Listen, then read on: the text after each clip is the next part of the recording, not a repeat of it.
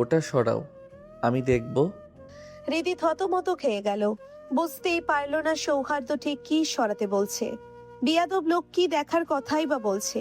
ঘোমটার আড়ালে লুকানো মুখটা আরো নিচু হয়ে গেল ওর।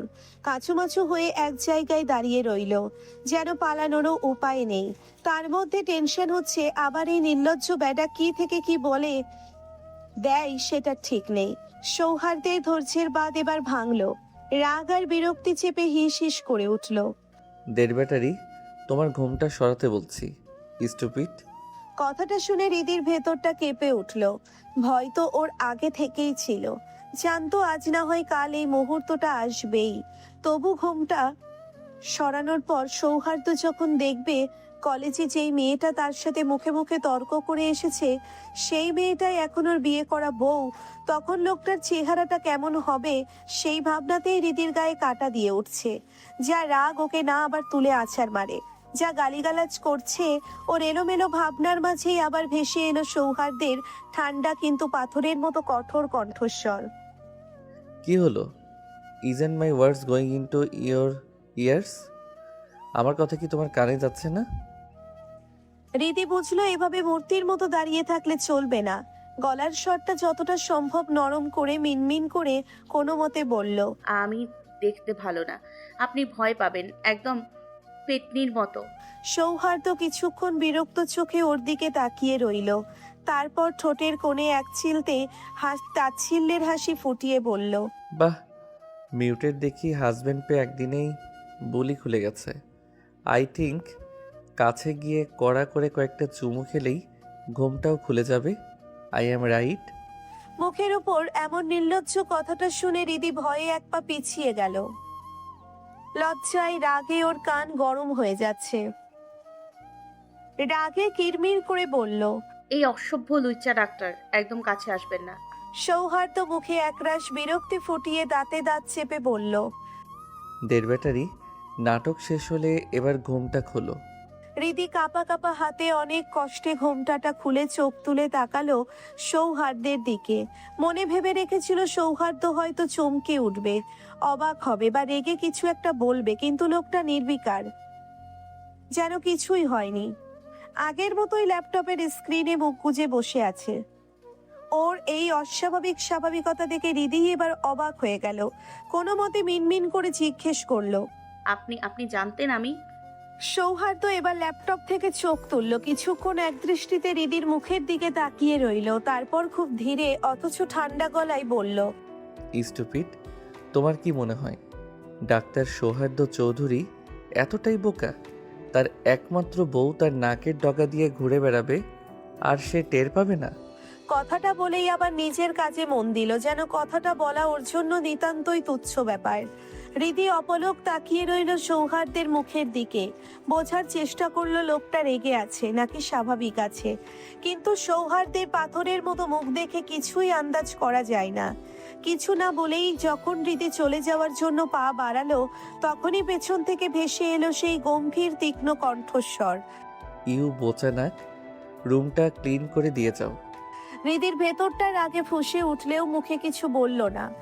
রাগটা গিলে নিয়ে কোনো মতে পুরো রুমটা গুছিয়ে ধুলো মুছে যখন যাবে বলে পা বাড়িয়েছে, তখন আবার একই সুরে আদেশ এলো, বাথরুমে আমার কিছু ড্রেস আছে, ওগুলো ওয়াশ করে দাও।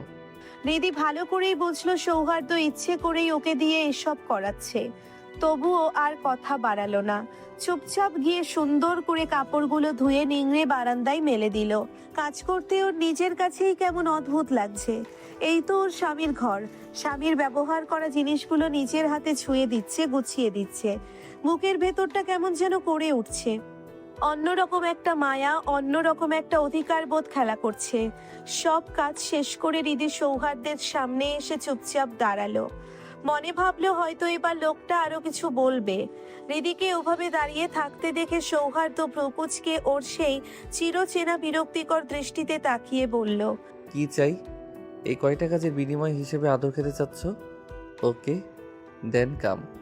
হৃদি হতভম্ব হয়ে গেল। সে কি আদর চাইতে এসেছে নাকি? ও তো ভেবেছিল সৌহার্দ্য হয়তো আরো কিছু বলবে বা কাজের প্রশংসা করবে। রাগে কিরমির করে বলে উঠল, ছি, অসভ্য লোক। আপনার মুখে কিচ্ছু আটকায় না। আমি কোন দুঃখে ওসব খেতে চাইবো? সৌহার্দ্যের বোধহয় হৃদির কথাটা পছন্দ হলো না। নাক মুখ কুঁচকে তাকিয়ে বলল, তাহলে ওভাবে হাঁ করে দাঁড়িয়ে না থেকে বিদায় হও, স্টুপিড। হৃদির আগে গজগজ করতে চলে যাচ্ছিল। দরজার কাছে যেতেই পেছন থেকে সৌহার্দ্য খুব ভদ্রভাবে ডেকে উঠল, এক্সকিউজ মি, ওটা দুঃখে না, সুখে খাই। যদিও আমি এসব ব্যাপারে খুব একটা এক্সপার্ট না। তুমি চাইলে দুইজন মিলে কিছুক্ষণ রিসার্চ করতে পারি। কি বলো, করবে? কলারটা ঠিক করতে কথাগুলো এমন ভঙ্গিতে বলল যেন খুব দরকারি বৈজ্ঞানিক আলোচনা করছে। হৃদি রাগে ক্ষোভে লজ্জায় একদম ফেটে পড়ল। সৌহার্দ্যের এমন নির্লজ্জ কথায় লজ্জায় ওর কান দিয়ে ধোয়া বের হচ্ছে। কেমন বেহায়া ঠোঁটকাটা বেয়াদব লোক জুটেছে কপালে। রাগে ফুঁসতে ফুঁসতে ঘর থেকে বের হতে বিড়বিড় করে বলল, লুচ্চা ডাক্তার। সৌহার্দ্য ওর যাওয়ার দিকে ভ্রু গুটিয়ে কিছুক্ষণ তাকিয়ে থেকে ফিসফিস করে বলল, স্টুপিড। ফ্ল্যাশব্যাক। ক্লাসরুমের সৌহার্দ্য রীতিকে চিনতে পারেনি, চিনবেই বা কিভাবে? 5 বছর বয়সের কয়েকবার দেখা একটা বাচ্চা মেয়ের মুখ মনে রাখা যায় না। আয়না বিয়ের পর তাদের মধ্যে কখনো কথা বা দেখা হয়েছে। সেদিন কলেজের পর বাড়িতে যখন আবার দেখা হলো, হৃদির অদ্ভুতভাবে ঘোমটা পড়া কথা না বলা দেখে ওর কেমন যেন সন্দেহ হয়েছিল। তবু পাত্তা দেয়নি। নিজের কাজ নিজের জগৎ নিয়েই ছিল ব্যস্ত। কিন্তু বাড়ি ফেরার পর থেকে অদ্ভুত একটা অস্থিরতা, বউ আছে অথচ নেই। বউটাকে মনে খুঁজছিল ও। ইগো বাধা দিল, কাউকে জিজ্ঞেস করতে পারলো না। নিজেকেই নিজে বোঝালো মেয়েটা বাচ্চা, বয়সই বা কত। বিয়ের কথা ভুলে গেছে হয়তো, বা লজ্জায় সামনে আসছে না। পরে যখন কলেজ কেটে রীতির সাথে ধাক্কা, বুকের ভেতরটা কেঁপে উঠে হঠাৎ মনের অজান্তে। তখন নিজের ওপরেই রেগে গেল সৌহার্দ্য। ঘরে বউ রেখে অন্য মেয়ের জন্য এমন অনুভূতি, এটা তো কোনো চরিত্রবান পুরুষের কাজ না। নিজেকে ধিক্কার দিয়ে আর ওই বিষয় নিয়ে ভাবলো না। কিন্তু নিয়তি যেন ছাড়ছিল না। ফুচকার দোকানের সামনে আবার হৃদি ফুচকা খাচ্ছে আপন মনে। মনের অজান্তেই কেয়ারটা বেরিয়ে গেল। কিন্তু হৃদির মুখে মুখে তর্ক শুনে বিরক্ত হয়ে চেম্বারের দিকে চলে গেল। ঠিক তখনই সুজনের ফোন। পাঠানো ফাইলটা ভুল ছিল, ফাইলটা জরুরি, ওই মুহূর্তেই লাগবে। সৌহার্দ্য তাড়াহুড়ো করে বাড়ি ফিরলো ফাইলের জন্য। গাড়ি গেটের সামনে আসতেই চোখ আটকে গেল। কলেজের সেই নাকবোচা মেয়েটা হৃদি ওর বাড়িতেই ঢুকছে। সৌহার্দ্য কিছুক্ষণ পাথরের মতো তাকিয়ে রইল। বুঝলো না এই মেয়ে এখানে কেন। তখনই এমার্জেন্সি ওটির ডাক আসলো। ফাইলটা নিয়ে ছুটে যেতে হলো। ওই ব্যাপারটা মাথা থেকে নেড়ে ফেললো তখনকার মতো। কিন্তু অস্থির মন শান্ত হচ্ছিল না কিছুতেই। তাই দারোয়ানকে ফোন দিল। গলা শক্ত করে বলল, বাড়ির ভেতরে বাইরে সব সিসিটিভি ফুটেজ এখনই পাঠাও, আর্জেন্ট। ফুটেজ পাঠানোর সাথে সাথে ল্যাপটপ খুলে ফুটেজ চালু করলো। তারপর আধা ঘন্টা একটা পলকও ফেলেনি। হতবাক হয়ে তাকিয়েছিল শুধু। অবাক হয়ে দেখলো 1.5 ব্যাটারি মেয়েটা ওকে নাকি দড়ি দিয়ে কিভাবে ঘুরিয়েছে। ও টেরই পায়নি। তারপর মনে মনে সিদ্ধান্ত নিল সেও দেখবে এই 1.5 ব্যাটারি কতদিন তার সাথে নাটক চালিয়ে যেতে পারে। সকাল থেকেই বাড়িটা কেমন এক অদ্ভুত নিস্তব্ধতায় ডুবে আছে। মেহমানরা সবাই একে একে বিদায় নিয়েছে। রায়দা শেখো গ্রামে ফিরে গেছেন। সাথে করে নিয়ে গেছেন রিভাকে, কারণ সামনেই ওনার দেবরের মেয়ের বিয়ে। সৌহার্দ্য সেই সকালেই বেরিয়ে গেছে। আরবান জানিয়ে দিয়েছে ভাইয়ের আজ বড় একটা ওটি আছে, ফিরতে হয়তো রাত হবে। সাথে তার বাচ্চা দুটোকে নিয়ে নিজের রুমে ব্যস্ত। চারপাশের এই শূন্যতায় হৃদির যেন দম বন্ধ হয়ে আসছে। সময় যেন কাটছেই না। হৃদি ধীরে পায়ে এগিয়ে গেল শাহিদা চৌধুরীর ঘরের দিকে। তিনি বিছানায় হেলান দিয়ে বই পড়ছিলেন। হৃদি নিঃশব্দে ঘরে ঢুকে তাকে জড়িয়ে ধরে আদুরে গলায় বলল, আম্মু কিছু খাবেন? আমি বানিয়ে আনি। শাহিদা চৌধুরী বই থেকে চোখ সরিয়ে হৃদিকে আলতো করে সরিয়ে কপালে একটা চুমু খেলেন। মৃদুস্বরে জিজ্ঞেস করলেন, বাবু কি ফিরেছে? হৃদি ওনার হাত থেকে বইটা নিয়ে পাশে রেখে তার কোলে মাথা গুজে দিল। দীর্ঘশ্বাস ফেলে বলল, না আম্মু, ওনার ফিরতে অনেক রাত হবে। ভাইয়া বলল একটা বড় সার্জারি আছে। শাহিদা চৌধুরী হৃদির মাথায় স্নেহের পরশ বুলিয়ে দিতে দিতে বললেন, সব ঠিক হয়ে যাবে রে। আমি আমার ছেলেকে চিনি। ওর চোখের কোণে তোর জন্য লুকিয়ে থাকা ভালোবাসা আমার চোখে এড়াতে পারেনি। মায়ের চোখ ফাঁকি দেওয়া অত সহজ নয়। হৃদি চুপ করে রইল। সৌহার্দ্যের গতকালকের আচরণ, মনের ভেতর যে দোলাচল, তাতে ভালোবাসা নাকি অবহেলা, হৃদির কাছে সেটা বুঝে ওঠা দায়। তবে মনে মনে সে এক অটল সিদ্ধান্ত নিয়েছে, নিজেকে ছোট করবে না। কেউ যদি তাকে মনে প্রাণে না চায়, তবে সে জোর করে কোনো সম্পর্কের দাবিদার হয়ে থাকতে রাজি নয়। শাহিদা চৌধুরী হৃদির মাথায় হাত বুলিয়ে পরম আদরে বললেন, চল তো, তোর চুলে একটু তেল দিয়ে দিই, চুলগুলো কেমন উস্কো খুস্কো হয়ে আছে। হৃদি হেসে সম্মতি জানালো। তাহলে ছাদে চলুন না আম্মু, খোলা আকাশের নিচে বসে থাকলে ভালো লাগবে। শাহিদা চৌধুরীও রাজি হলেন। ছাদে তার এমনিতেই যাওয়া হয় না অনেক দিন। বউ শাশুড়ির গল্প শেষে হৃদি ছাদ থেকে নেমে বিকালের নাস্তা গুছিয়ে নিল। আমিনা খালাকে রাতের রান্নার প্রয়োজনীয় মশলাপাতি বুঝিয়ে দিয়ে যেই সে ড্রয়িং রুমের দিকে পা বাড়িয়েছে, দেখলো অপরিচিত এক ভদ্রমহিলা সোফায় বসে আছেন। হৃদি অবাক হয়ে কাছে যেতেই ভদ্রমহিলাটাকে জড়িয়ে ধরে কান্নায় ভেঙে পড়লেন। হৃদির বুঝতে অসুবিধে হলো না, ইনি আর ফুপু আরিফা খান। অডিও ভিডিও কলে কথা হলেও মুখোমুখি দেখা অনেকদিন। আকরাম খান মারা যাওয়ার পর ভিসা জটিলতায় তিনি দেশে আসতে পারেননি। তবে শারহান চৌধুরীর মাধ্যমে অনেক চেষ্টা করেছিলেন হৃদিকে আমেরিকায় নিয়ে যেতে। কিন্তু শাহিদা চৌধুরীর দৃঢ় জেদ, সৌহার্দ্য দেশে ফিরে হৃদিকে মেনে না নিলে তিনি নিজ হাতে হৃদিকে তাদের হাতে তুলে দেবেন। তাতে আরিফা খান পেরে ওঠেননি। আরিফা খান হৃদির মুখটা দুহাতে আগলে নিয়ে আদর মাখা চুমুতে ভরিয়ে দিলেন। আমার 4টা ফুপুর উপর খুব অভিমান করে আছে, তাই না? হৃদি মৃদু হেসে মাথা নেড়ে বলল, না ফুপুমণি, এতটুকু অভিমান নেই। আমি জানি তুমি কোনো সমস্যায় ছিলে। ঠিক তখনই পেছন থেকে একটা পরিচিত কণ্ঠস্বর ভেসে এলো। ফুপুর আদর নেওয়া হচ্ছে, অথচ আমাকে ভুলে যাওয়া হলো। হৃদির ফুফুতো ভাই শাহান রাগ করার ভান করে দাঁড়িয়ে আছে। হৃদি হেসে এগিয়ে গিয়ে তাকে জড়িয়ে ধরলো। শাহান তার চেয়ে বছর দুয়েকের ছোট। প্রায় ভিডিও কলে কথা হয়। আরিফা খানের 2 ছেলে। বড় ছেলে শাহরিয়ার শিকদার, আমেরিকায় সফল ব্যবসায়ী, আর ছোট শাহান শিকদার পড়াশোনায় ব্যস্ত। হৃদি এদিকে ওদিক তাকিয়ে দুষ্টুমির ছলে জিজ্ঞেস করলো, তোমার ওই প্যাঁচা মুখ বড় ছেলেটা আসেনি? হৃদির সাথে সাহাবীরের সম্পর্ক তেমন ভালো না। ওদের মাঝে কথা হয়নি কখনো।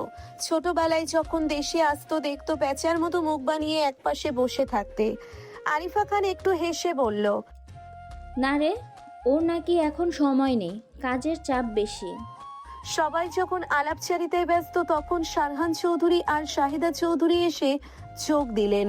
হাসি মুখে কুশল বিনিময় করলেন। দিদি সবাইকে নাস্তা দিয়ে হাসি মুখে শাহানের পাশে বসলো।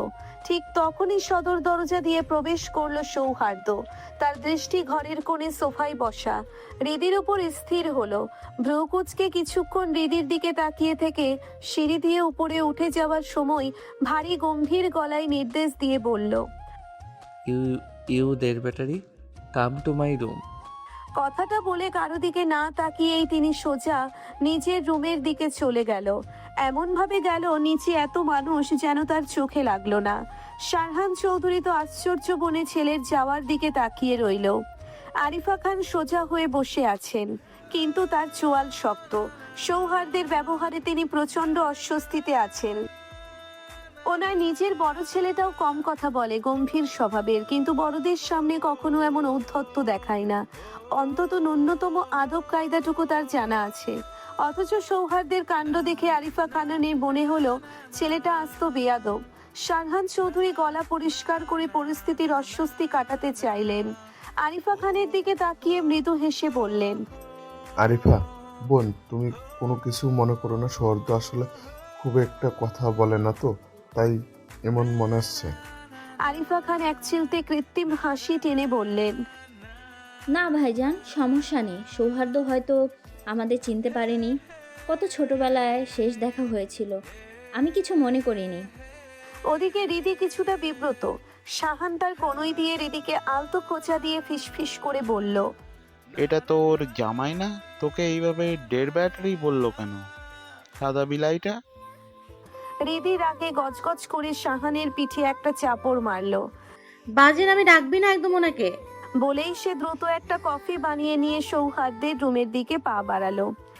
সৌহার্দ্য সোফায় দোপা ছড়িয়ে গা এলিয়ে বসে আছে। চোখ বন্ধ, পরনের কালো শার্টের উপরের দিকের দুটো বোতাম খোলা। সামনে টেবিল জুড়ে ফাইলপত্র এলোমেলো হয়ে ছড়িয়ে আছে। হৃদি কফির মগটা এগিয়ে দিয়ে খুব নিচু স্বরে ডেকে বলল। আপনার কফি। সৌহার্দ্য চোখ মেলে তাকালো। হৃদির আপাদমস্তক একবার তীক্ষ্ণ দৃষ্টিতে জরিপ করে সে গম্ভীর স্বরে বলল। আমি কি কফি চেয়েছি? হৃদি থমকে গেল। সৌহার্দ্যের কণ্ঠস্বরের কঠোরতা যেন বাতাসের তাপমাত্রা কমিয়ে দিয়েছে। সে আমতা আমতা করে বলল। না মানে বাইরে থেকে এলেন তাই ভাবলাম হয়তো খাবেন। সৌহার্দ্য এবার কোনো উত্তর দিল না। তার শান্ত মুখমণ্ডলের বিপরীতে গলার স্বর হয়ে উঠল হিমশীতল ঠান্ডা গলায় প্রশ্ন করল। ওটা কে? হৃদি সৌহার্দ্যের কথার ধরনে বুঝল না। কার কথা বলছে সে বুঝল না। তবু বিরক্তি চেপে সে পাল্টা প্রশ্ন করল। কার কথা বলছেন? সৌহার্দ্যের চোখ তখনও হৃদির ওপর স্থির। গলার স্বরটা এবার আরো নিচু আর রুক্ষ করে বলল। যার সাথে এতক্ষণ চিপকে ছিলি তার কথা বলছি। কে ওটা? হৃদির প্রচুর রাগ হলো। এতদিন অন্তত রাগের মাথায় হলেও মানুষটা তুমি বলে সম্বোধন করত, আজকে সোজা তুইতে নেমে এলো। এই লোকটা কি পুরোপুরি বেয়াদব? হৃদির আগে গজগজ করে বলল। অসভ্য লোক, ওরা আমার ফুপু আর ফুফাতো ভাই। সৌহার্দ্য একটা তাচ্ছিল্যের হাসি হাসলো। দাঁতে দাঁত চেপে সে বলল। বাহ, এতদিন পর কোথা থেকে উদয় হলো ওরা? যখন 15 বছরের এক নাবালিকাকে একজন প্রাপ্তবয়স্ক ছেলে যখন বাধ্য হয়ে বিয়ে করতে হলো, তখন তোমার ওই ফুপু কোথায় ছিল? সৌহার্দ্যের কথাগুলো যেন তীরের মতো হৃদির বুকের ভেতর পিঠে গেল। সৌহার্দ্যের প্রতিটি শব্দে মিশে থাকা আক্ষেপগুলো হৃদিকে জানান দিল এই বিয়েটা তার কাছে এখনো কেবলই একটা বোঝা। হৃদির বুকের ভেতরটা কেমন হাহাকার করে উঠল। যে মানুষটাকে সেই নাবালিকা বয়স থেকে সে না দেখেই ভালোবেসে এসেছে, তার মুখে বিয়েটা নিয়ে সব সময় বিয়েটা না মানা আক্ষেপ করা কেন যেন হৃদি মেনে নিতে পারল না। হৃদি নিজের মনের অসহায়ত্বের উপর নিজেই হাসলো। চোখ বন্ধ করে ভাঙা গলায় বলল। এখন না হয় সেটা শুধরে নিন। আপনি চাইলে আমাকে ডিভোর্স দিতে পারেন, আমার কোনো আপত্তি নেই। সৌহার্দ্য হৃদির মুখে ডিভোর্স শব্দটা শুনে খুব শান্ত দৃষ্টিতে একবার তাকালো। তারপর ধীর অথচ ভারী গলায় প্রশ্ন করলো। ডিভোর্স চাচ্ছ? হৃদির কণ্ঠে কোনো শব্দ নেই। সে নিচে তাকিয়ে আছে, যেন দম আটকে আছে তার। সৌহার্দ্য কিছুক্ষণ নিস্তব্ধ থেকে হৃদির প্রতিক্রিয়ার দিকে তাকিয়ে রইল। তারপর ভীষণ গম্ভীর স্বরে কেবল বলল।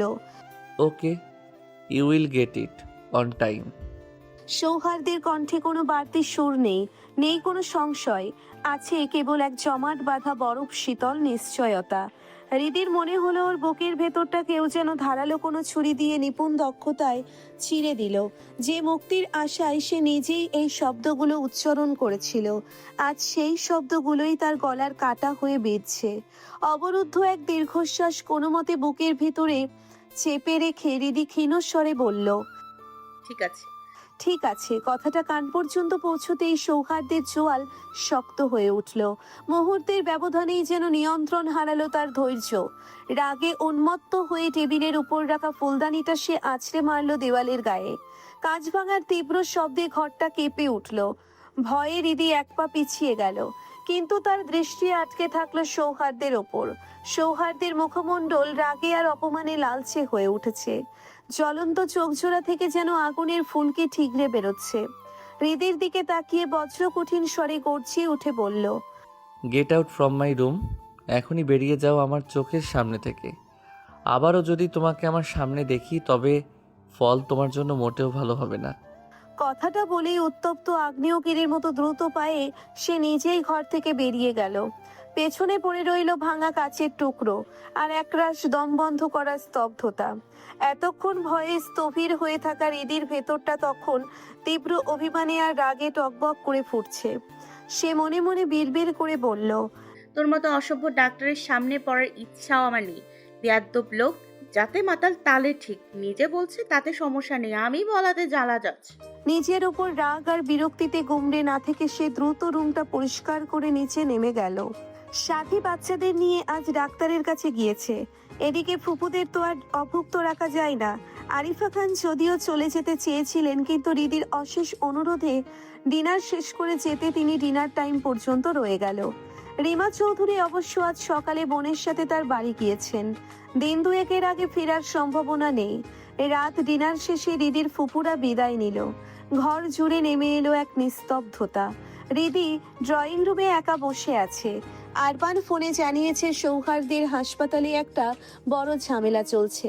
কোনো এক নার্সের ভুল ইনজেকশনের কারণে এক রোগীর অবস্থা সংকটাপন্ন, যা সামলাতে হিমশিম খাচ্ছে সৌহার্দ্য। কখন ফিরবে তার কোনো ঠিক নেই। ঘড়ির কাঁটা প্রায় রাত 1টা ছুঁই ছুঁই। ক্লান্ত শরীর নিয়ে রিদি আর বসে থাকতে পারল না।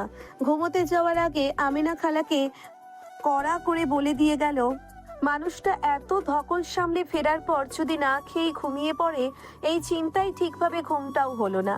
রিদির আজ সকালটা শুরু হয়েছে এক রাশ অস্বস্তি নিয়ে।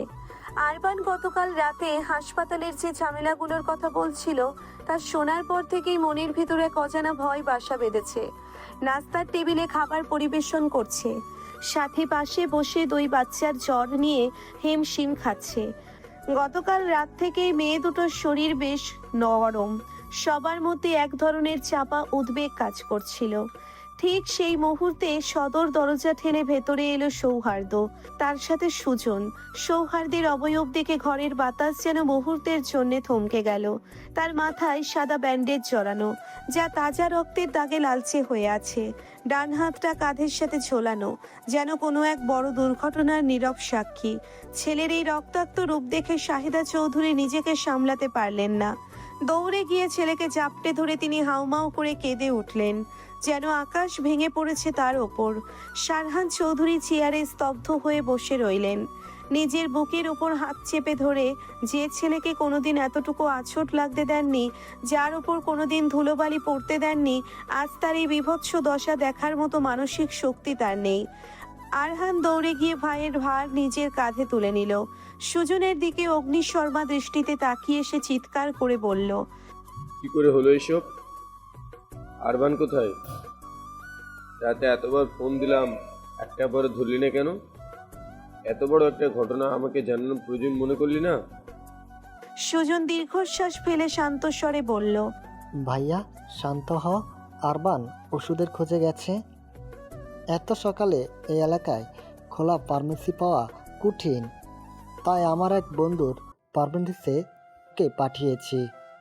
শারহান চৌধুরী আরোহান বা সুজনের দিকে তাকানোর মতো পরিস্থিতিতে ছিলেন না। তিনি কাঁপা কণ্ঠে বললেন, এসবের প্রশ্নের উত্তর পরে পাওয়া যাবে, আগে ওকে উপরে নিয়ে যা। দেখছিস না ছেলেটা সোজা হয়ে দাঁড়াতে পারছে না? সৌহার্দের হুঁশ প্রায় নেই বললেই চলে।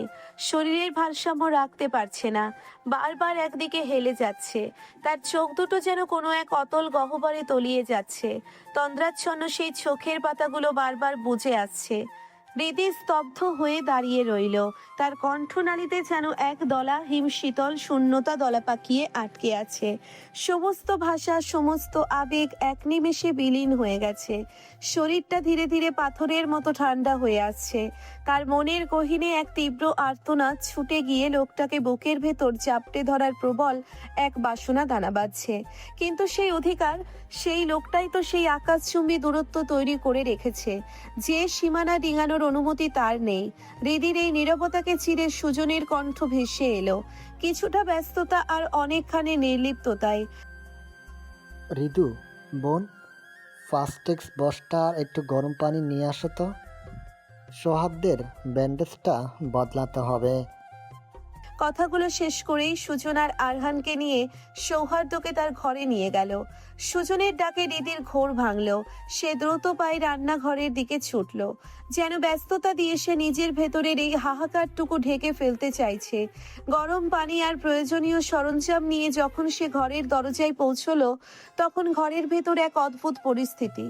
ব্যান্ডেজ খোলার সুবিধার্থে আরহান সৌহার্দ্যকে নিজের বুকের সাথে জড়িয়ে ধরে বসাতে গেল। আচ্ছন্নতার ঘোর কাটিয়ে সৌহার্দ্য নিজেকে ছাড়ানোর চেষ্টা করতে করতে অস্ফুট স্বরে বিড়বিড় করে উঠল, তুই আমাকে কেন জড়িয়ে ধরছিস? Where is my wife? Let me go. সৌহার্দের এই আকস্মিক দাবিতে আরহান খানিকটা থমকে গেল। বিরক্তি আর অস্বস্তিতে সে কড়া গলায় বলল, অসভ্য থাম একটু। এমনি তো বউকে মানিস না, এখন বউ বউ করে কি করবি বউ দিয়ে? সৌহার্দ্য যেন সেই কথার মানেই বুঝতে পারল না। আচ্ছন্ন অবস্থাতেই আবার বলে উঠল। তুই যা করিস। আরহানের গলায় যেন দলা পাকানো অস্বস্তি। সে শুকনো কাশিতে নিজেকে সামলানোর ভান করলো। ছোট ভাইয়ের মুখে এমন কথা অস্বস্তিতে ফেললো বেচারাকে। এই বেয়াদবের সাথে এখন কথা বলা মানে নিজের ইজ্জতের ফালুদা করা। সুজন অসহ্য বিরক্তিতে নাকমুখ কুচকে ফিসফিস করে বলল, শালা বউ বলে স্বীকারই করে না, অথচ অ্যাক্সিডেন্টের পর থেকে বউ বউ করে মুখের ফেনা তুলে ফেলেছে। কি যে জ্বালান জ্বালিয়েছে আমাকে আর আরমানকে। কথাগুলো বলতে বলতেই সুজন ব্যান্ডেজ খোলার কাজে মন দিল। ঘরের দরজায় দাঁড়িয়ে সবটা শুনে হৃদির লজ্জা যেন আর ধরছিল না। গাল দুটো লাল হয়ে উঠল তার। মানুষটা এমন বেহায়া যে এই শারীরিক অবস্থাতেও এমন অসভ্য কথা কিভাবে বলতে পারে। সে লজ্জা আপ্রাণ চেপে কোনো মতে পানি আর ফার্স্ট এইড বক্সটা সুজনের দিকে বাড়িয়ে দিল। সুজন পেশাদার হাতে মাথার ব্যান্ডেজটা ঠিকঠাক করে একটা ঘুমের ইনজেকশন পুশ করে দিল সৌহার্দ্যকে। এরপর পরম যত্নে তাকে বালিশের ওপর এলিয়ে দিল, যাতে ক্ষতের ওপর কোনো চাপ না লাগে। হৃদের দিকে তাকিয়ে শান্ত গলায় বলল, হৃদু, কোনো সমস্যা হলে আমাকে বা আরমানকে ফোন দিও। ইন্ডিশনের প্রভাবে ও কয়েক ঘন্টা টানা ঘুমাবে, তাই চিন্তার কিছু নেই। ঘুম ভাঙলে হয়তো নিজের চাহিদার কথা নিজেই বলতে পারবে। তবে খেয়াল রাখিও, জ্বর আসতে পারে। আরবান আসলে ওষুধগুলোর নিয়ম বুঝে নিও। কথাগুলো বলে আরহানেরকে নিয়ে সুজন বেরিয়ে গেল ঘর থেকে। হৃদি অপলক তাকিয়ে রইল অচেতন সৌহার্দ্যের সেই নিথর চেহারার দিকে। সুজন আর আরহান ঘর থেকে বেরিয়ে যেতেই শাহিদা চৌধুরী ভারী পায়ে এগিয়ে এলেন ছেলের শিয়রে। অপলক তাকিয়ে রইলেন প্রিয় সন্তানের ফ্যাকাশে মুখটার দিকে। সাধারণ চৌধুরীও পাশে এসে দাঁড়ালেন, কিন্তু ছেলের এই বিধ্বস্ত রূপ দেখে তিনি বেশিক্ষণ স্থির থাকতে পারলেন না। হৃদির দিকে তাকিয়ে আলতো করে তাকে দেখার দায়িত্ব দিয়ে তিনি বেরিয়ে গেলেন। তার ছলছল চোখ দুটো তখন যেন বহু কষ্টের আড়ালে থাকা এক সমুদ্র অশ্রু আটকে রাখার ব্যর্থ চেষ্টা করছিল। হৃদি আর স্থির থাকতে পারল না। দ্রুত এগিয়ে গিয়ে শাহিদা চৌধুরীকে দুহাতে জড়িয়ে ধরল সে। গলায় কান্নার রেশ দিয়ে মিনতি করে বলল, আম্মু প্লিজ এভাবে কাঁদবেন না, আপনি অসুস্থ হয়ে পড়বেন। উনি ঠিক সুস্থ হয়ে উঠবে, আমি ওনার পাশে আছি। আপনি বরং ঘরে গিয়ে একটু বিশ্রাম নেন, আমি ওনাকে দেখছি। ছেলের মাথায় আর কপালে শেষবার আদরের হাত বুলিয়ে শাহিদা চৌধুরী চোখের পানি মুছে ধীর পায়ে ঘর থেকে বেরিয়ে গেলেন। সবাই চলে যেতেই চারপাশটা নিস্তব্ধ হয়ে এলো। হৃদি ধীরে ধীরে এগিয়ে গিয়ে সৌহার্দ্যের মাথার কাছে বসলো। এতক্ষণ সবার সামনে নিজেকে সামলে রাখলেও এখন আর বাদ মানল না তার চোখের জল। গাল বেয়ে গড়িয়ে পড়া সেই উষ্ণ জলবিন্দুগুলো টুপ করে ঝরে পড়ল বিছানার চাদরে। বুকের ভেতরটা তীব্র অভিমানে আর যন্ত্রণায় পুড়ে যাচ্ছে হৃদির। অচেতন সৌহার্দ্যের শান্ত মুখের দিকে তাকিয়ে হৃদির মনে পড়ে গেল সেই নিষ্ঠুর মুহূর্তগুলো। মানুষটা কত সহজে ডিভোর্স দিতে রাজি হয়ে গিয়েছিল, অথচ এই মানুষটাকেই সে নিজের জীবনের চেয়েও বেশি ভালোবাসে। কতটা অবহেলা আর ঘৃণা জমে থাকলে মানুষ এতটা নির্দয় হতে পারে। হৃদি একটি দীর্ঘশ্বাস ফেলল। আলতো হাতে সৌহার্দ্যের কপালে ছড়িয়ে থাকা এলোমেলো চুলগুলো গুছিয়ে দিতে শুরু করলো সে। জীবনে প্রথমবার সৌহার্দ্যের এত কাছে আসার সুযোগ পেল হৃদি, অথচ সেই ভাগ্যটা এলো এমন এক দুঃসময়ে যখন সে মানুষটি হুঁশহীন। সকাল গড়িয়ে বিকেল নামলো। বাড়ির বাকি সবাইকে দুপুরের খাবার খাইয়ে সব কাজ গুছিয়ে হৃদি যখন সৌহার্দ্যের রুমে ফিরল, তখনও চারপাশটা অদ্ভুত নিস্তব্ধতায় মোড়ানো। ঘরে গিয়ে দেখলো সৌহার্দ্য ঠিক একইভাবে শুয়ে আছে, কোনো নড়াচড়া নেই। বিকেলের ম্লান আলোয় তার নিথর মুখটা দেখে হৃদির বুকের ভেতরটা চ্যাত করে উঠল। ভয়ে হাত পা ঠান্ডা হয়ে এলো তার। কোনো অশুভ আশঙ্কায় হৃদি দ্রুত শয্যার পাশে গিয়ে বসলো। কাঁপা কাঁপা হাতে সৌহার্দ্যের বুকের ওপর মাথা রাখলো সে। হৃদস্পন্দনের শব্দ শোনার আশায়। ধুকপুক আওয়াজটা শোনা যাচ্ছে ঠিকই, কিন্তু দীর্ঘশ্বাস বড্ড বেশি ক্ষীণ মনে হচ্ছে। নিজেকে আর সামলাতে না পেরে কাঁপতে থাকা আঙ্গুলে ফোনটা তুলে আরবানকে কল করলো হৃদি। ওপাশ থেকে রিসিভ হতেই উদ্বেগে গলা ধরে এলো তার। রুদ্ধশ্বাসে বলে উঠল, ভাইয়া, উনি এখনো উঠছে না কেন? নিঃশ্বাসগুলো এত আস্তে কেন নিচ্ছে? আমার খুব ভয় করছে ভাইয়া। ওপাশে আরবান শান্ত গলায় হৃদির অস্থিরতা অনুভব করতে পারল। সে ধীরস্থির স্বরে বোনকে আশ্বস্ত করে বলল,